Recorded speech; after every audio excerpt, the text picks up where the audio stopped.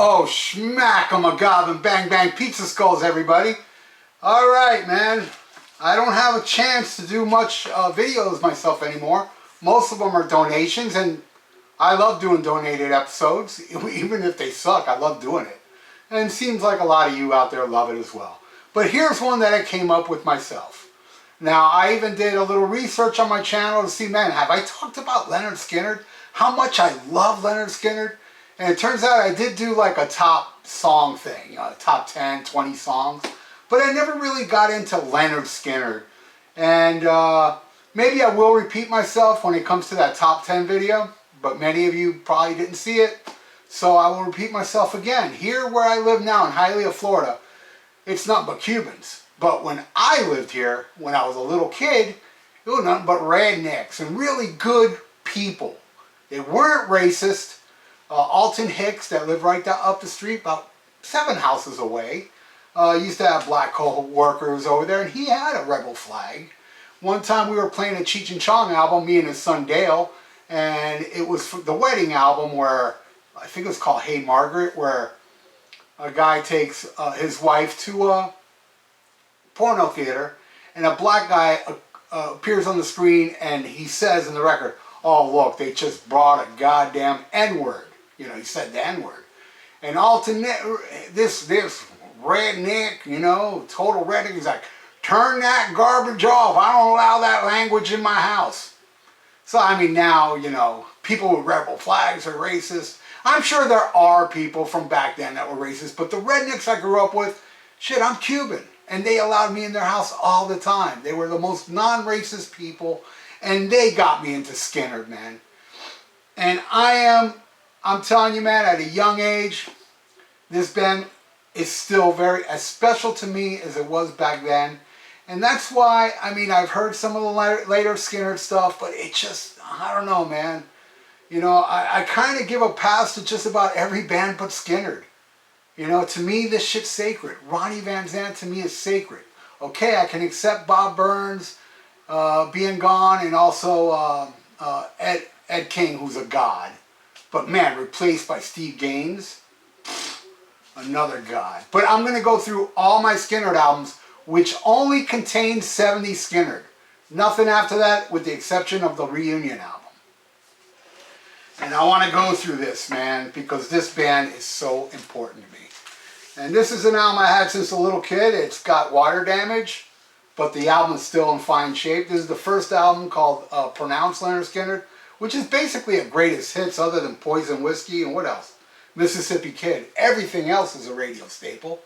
Or, you know, like, you know, I Ain't the One, Tuesday's Gone. And right there, let me stop and talk about Tuesday's Gone. Like, I Ain't the One I should talk about as well. It's awesome. Awesome opening track. But Tuesday's Gone, man. Ronnie Van Zant, the way he would sing.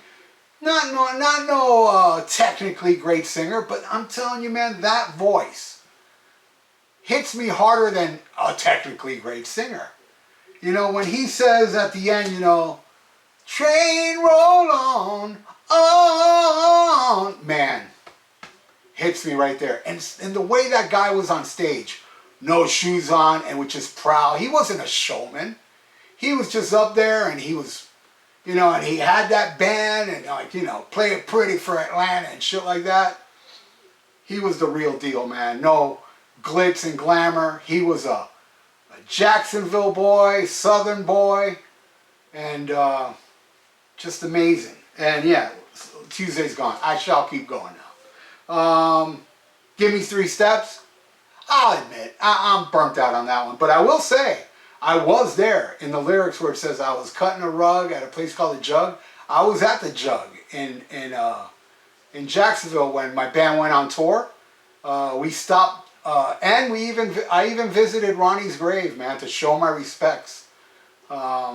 Just amazing. But after that, we got Simple Man. I mean, you want to talk about blatantly, I mean, you don't have to study this. I mean, you hear this song once and you know exactly.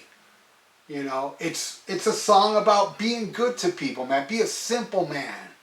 It's just so beautifully put. I mean, the guy was a poet, but a poet to the common people. And it really shows in Simple, man. God, I love that song. Things Going On, yeah, that's another deep cut, along with Mississippi Kid and Poison Whiskey. I love them all. This is a solid album, all killer, no filler. And of course it ends with the incredible Freebird, which I'll go into later, because Freebird is my favorite Skynyrd song. I know it's not supposed to be, since I'm a big Skynyrd fan and that's their biggest song. Oh no, I can't put that at #1. No. Excuse me, son. That is the greatest Skynyrd song in my world. Always will be. One of the greatest songs ever. Period. You know? The next one, I don't know, man. It may be my favorite. But I will say, what I just said about Freebird is my favorite. Well, Sweet Home Alabama, I really don't like. And that's either their second biggest hit or their biggest hit. I don't really think it's horrible. But it's a song that, man, if I hear it on the radio, those rare occasions I listen to radio, I just can't stand that song. I know it's blasphemous, but I mean, it's okay for what it is, but I could be fine without ever hearing it again. But I Need You is beautiful, beautiful song. Don't Ask Me No Questions, awesome.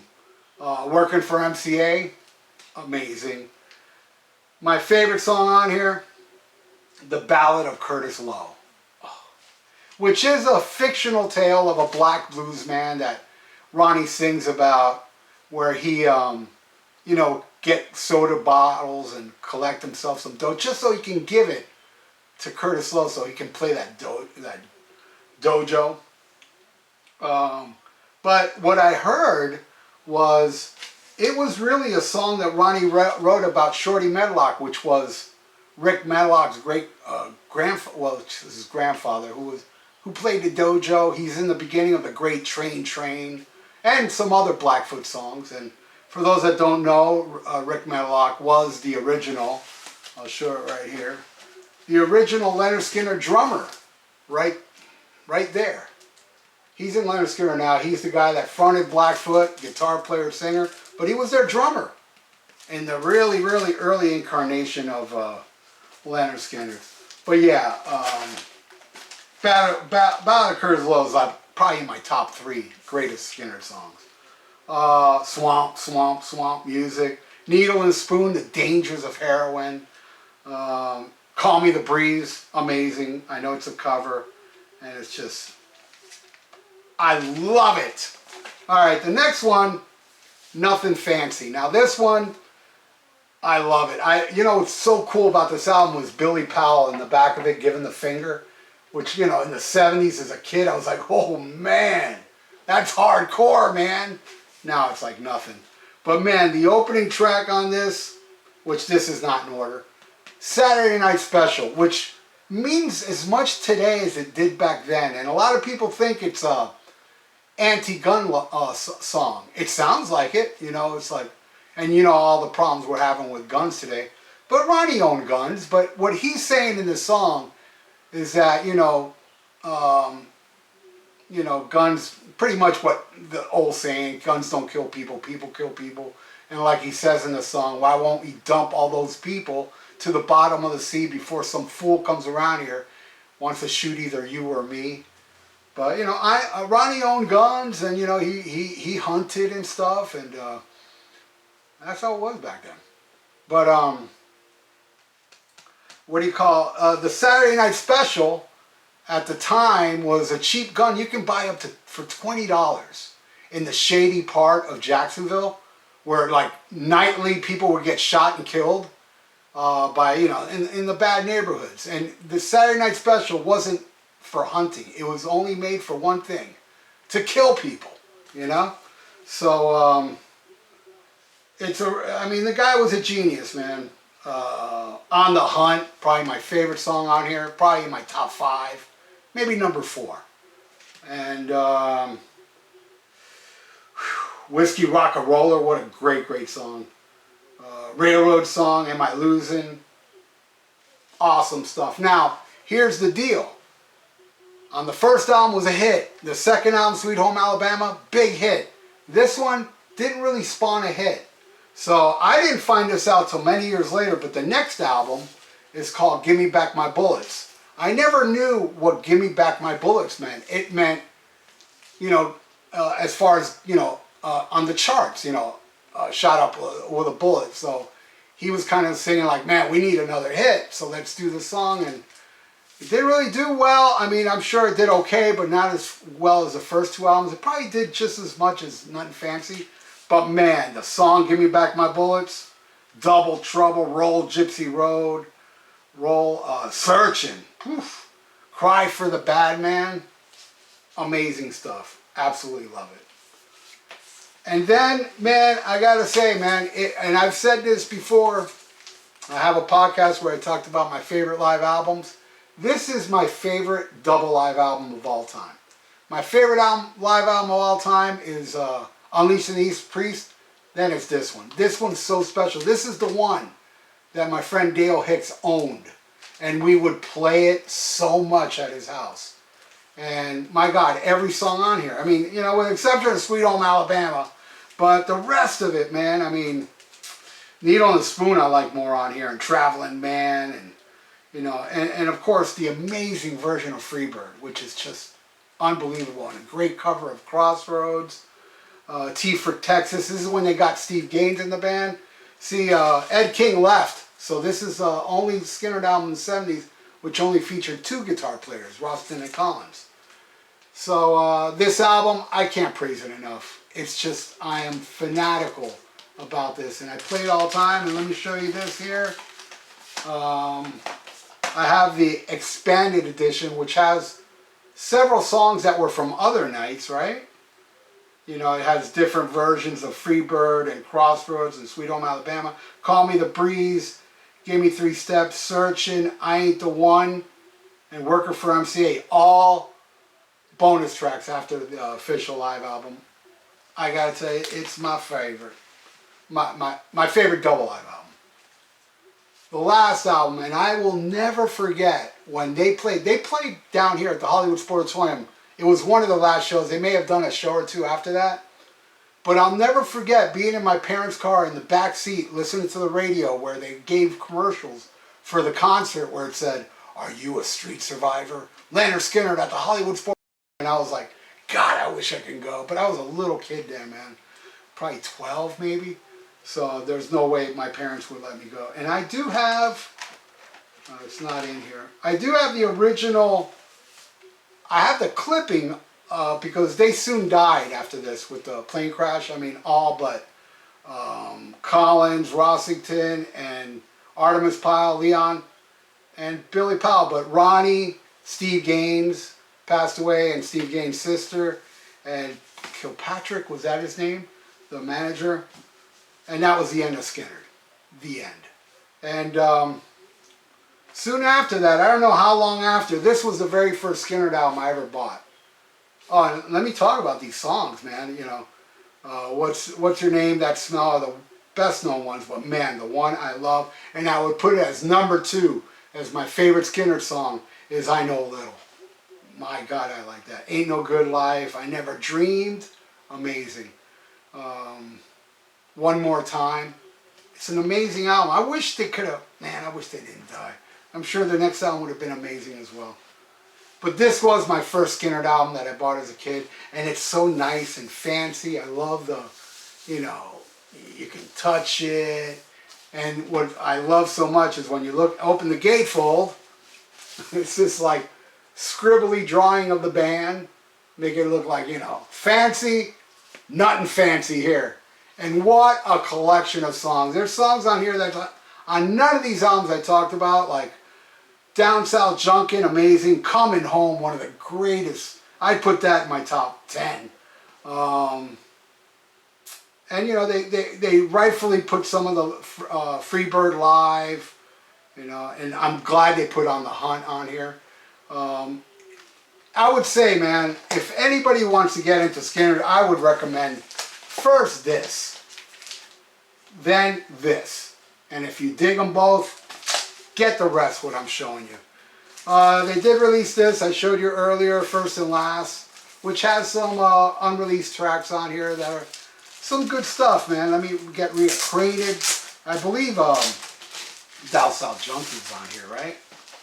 And it's a really good packaging too, with like a lot of pictures and set lists. It's kind of like, it's badass. But what's on here? Yeah, Down South Junkin', Preacher's Daughter is awesome. Lena Helping Hand, I love. Wino's great. Coming Home, like I said earlier, what a song. Things Going On, great stuff. And then I got this, which is pretty much some more unreleased tracks. Georgia Peach's Truck Driving Man is awesome. Mr. Banker. Four Walls of Rayford.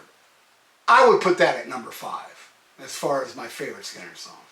Way up there. And it's got Simple Man Live at the Fox, which wasn't on that version, but it's on the CD, right? I believe it is. Oh no, it's not. But it does have, yeah, it is. Great stuff. And then I bought this. It's the only time I ever saw Lynyrd Skynyrd live was on the reunion tour. And it's a, you know, it's a cool live album. Though I did see Roston Collins Band live with, I think it was Bob Seger at the Miami, no, it wasn't Bob Seger. It was, I think it was, I don't remember. But I did see them play the baseball stadium where at the end of the show, they played Freebird with no vocals. It was just a spotlight shining on a mic stand. Very emotional. So yeah, I still got a couple more things. This is Freebird the movie. And it also brings the tribute tour on here. Which when I saw the tribute tour, Alan Collins was in a wheelchair. But it did have Ed King, Artemis Pyle, and Ed King passed away in 2018. Billy Powell was there, he passed away. Leon Wilkinson was there, he passed away. I mean, the only person left from the real original is Gary Rossington, and then Artemis Pyle later on. And this is really cool. This one's called One More for the Fans, which is a kind of a tribute show. They got a bunch of artists like Cheap Trick and Blackberry Smoke, Peter Frampton, but I got Charlie Daniels was there. And then Lynyrd Skynyrd came out and did Traveling Man, Freebird, and Sweet Home Alabama, which is, you know, the Lynyrd Skynyrd with Johnny Van Zandt, which is, to me, it's not Skynyrd, man. It has to have Ronnie Van Zandt. But to me, the highlight of this is Greg Allman doing Tuesday's Gone. It really tugs at the heartstring. Amazing. And then last but not least, and this I really highly recommend, this right here, Live at Nebworth. Now, you know, legend says when they played Nebworth, they were opening for Skynyrd. I mean, they were opening for Rolling Stones. And Rolling Stones had this big, you know, eagle ramp, like a tongue. And Mick Jagger, you know, told, you know, the manager, tell Skynyrd, nobody can walk on that eagle ramp but them. What did Skynyrd do during Freebird? Not only did Ronnie walk on the fucking, all the way down the tongue, but he took the band with him. And they just ripped in front of everybody. It was so cool. But what's also amazing about this is the bonus, it's a documentary DVD called If I Leave Here Tomorrow. Which, man, if you're not even a Skynyrd fan, I highly recommend you see that. It's so well done and really shows the life and, you know, the rowdiness. I mean, they were rowdy, hell-raising, drinking, you know, just a debauchery band. But that's it. That's all I want to talk about Skynyrd. Alright, I'm splicing this clip in the video because I forgot to talk about the amazing box set. This box set is amazing, and man, I gotta say, my favorite unreleased track on here is a song called Junkie. It's heavy, it's dirty, it's amazing, and it's a demo. Also has the Freebird demo on here, which is kind of different than how Freebird ended up. It didn't have a piano or anything like that. And, you know, just a bunch of unreleased tracks and a bunch of songs that we do know. And it has Give Me Back My Bullets, that was left off the live. Is it on here? I don't think it is it? Actually, yes, they actually put it in the same set list as the original album. the way the album was, but they took it out. Well, it's on here, and it's on here. And one more other thing I forgot, well, a couple things. When I did visit Ronnie's grave, Alan Collins was there, buried there, and also Leon Wilkinson was right across from Ronnie, and I took a picture, but I don't have it anymore. It's a really cool gravestone with Leon Wilkinson on it, and it started raining really hard, so we couldn't find Alan Collins' grave, and I believe Billy Powell's also buried there as well.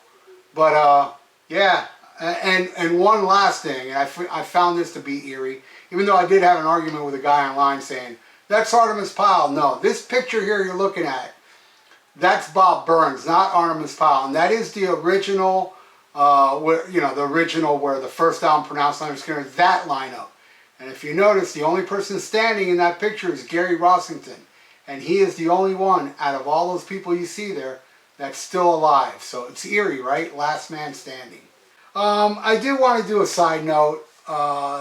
You know, if you don't want to hear if you only wanted to hear about Skynyrd, I mean, I hope you listen to what I'm about to say, because this is very, very important. My friend, his cousin, got shot like a week ago, and out of road rage. And he got lucky. He lived, but this dude shot at him a couple times, and one was pretty much a flesh wound. He was in and out of the hospital, but my point is, man, if you ever have road rage, man, let that person win. Life is too fucking valuable to get pissed off over some idiot driving his car. Let him go. You know, if you could control yourself, because honestly, man, it ain't worth it. Life is too precious to get killed by a moron that doesn't know how to drive. And this guy lived, thank God, but it was a close call. As I understand, the flesh wound was near the head. I'm not 100% sure where, but I know it was, a bullet grazed his head. I mean, he's very lucky to be alive, so that's all I want. I just wanted to throw that in here, because I just got off the phone with him and telling me that he's doing good. You know, he's already out and about, but, you know, I'm saying that especially to you subscribers out there. I need you, and come on, man.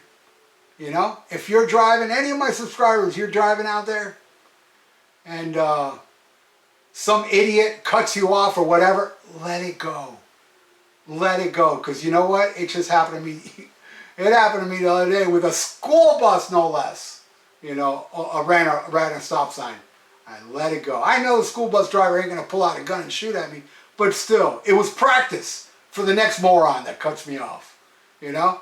Let it go. Just let it go. Let them win. They're a fucking stranger. You know?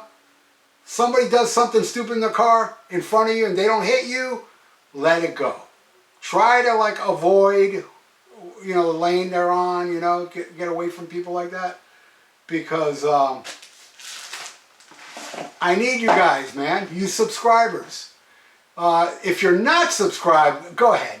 You know, argue with them. Argue with those bad drivers. I don't care if you get shot or not, unless you subscribe to my channel. I'm just kidding. Even if you don't subscribe, I don't wish death on nobody. But hey, subscribe to my channel anyway, you know? And bang bang pizza skulls, that little notification bell. And if you like to donate, I got a PayPal in the description below. Man, Ronnie, man, love him. Watch If I Leave Here Tomorrow. It's amazing. Right on, everybody. So, stay frosty. Man, listen to one more From the Road. And then follow it up with Black Sabbath as The Chaser. And SHMACKEMAGOB, bang, bang, pizza skulls.